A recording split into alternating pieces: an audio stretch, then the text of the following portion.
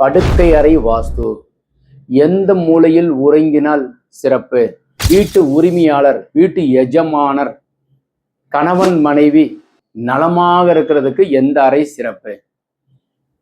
வீட்டின் தென்மேற்கு மூலை, கன்னி மூலை, மகாமேரு மூலை, சவுத் வெஸ்ட் கார்னர் ரொம்ப சிறப்பு. நாங்க கீழே 2 ரூம் போட்டிருக்கிறோம், மேல 2 ரூம் போட்டிருக்கிறோம். கிழக்க பார்த்த வீடு வச்சுக்குவோம். வாயு மூலை அப்பா அம்மா படுப்பதற்கு உண்டான அறையாக வைத்துக் கொள்வது, ஆரோக்கியமா இருப்பாங்க. வாயு மூலைக்கு உண்டானவர் சந்திரன். அப்பாவுக்கு ஒரு 75 வயசு ஆயிடுச்சு, ரிட்டையர் ஆயிட்டாரு, பெருசா ஒன்றும் வெளியே போறது இல்லைங்க, நலமா இருக்கிறது.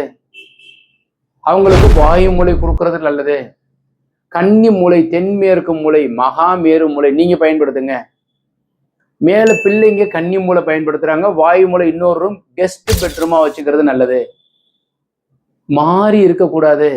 அந்த தென்மேற்கு மூலைதான் கணவன் மனைவி, அதுல வீட்டு உரிமையாளர், நிர்வாகத்திற்கு உண்டானவங்க. தென்மேற்குல பீரோ, அதற்கு உண்டான பெட்ரூம், அதற்கு வாயு மூலை டாய்லெட் பாத்ரூம் இருப்பது சிறப்பு. வாயு மூலையில வீட்டு உரிமையாளர் இருக்கக்கூடாது. ஸோ நீங்க பிளான் அமைக்கும் போதே, ஒருவேளை நீங்க இப்போ வீடு குடி போயிருக்கிறீங்க, அதுல தென்மேற்குல பயன்படுத்துறது சவுத் வெஸ்ட் கார்னர். ஸோ வச்சுக்கிறது உயரமா வச்சுக்கிறது, பீரோலாம் உயரமா இருக்கும், கட்டல் நல்லா ஸ்ட்ராங்கா இருக்கிற மாதிரி வச்சுக்கிறதுக்கு உண்டான அமைப்பு. ஸோ இந்த தகவல் உங்களுக்கு பிடித்திருந்தால் லைக், ஷேர் பண்ணுங்க, கமெண்ட் பண்ணுங்க, சப்ஸ்கிரைப் செய்து வைங்க. வணக்கம்.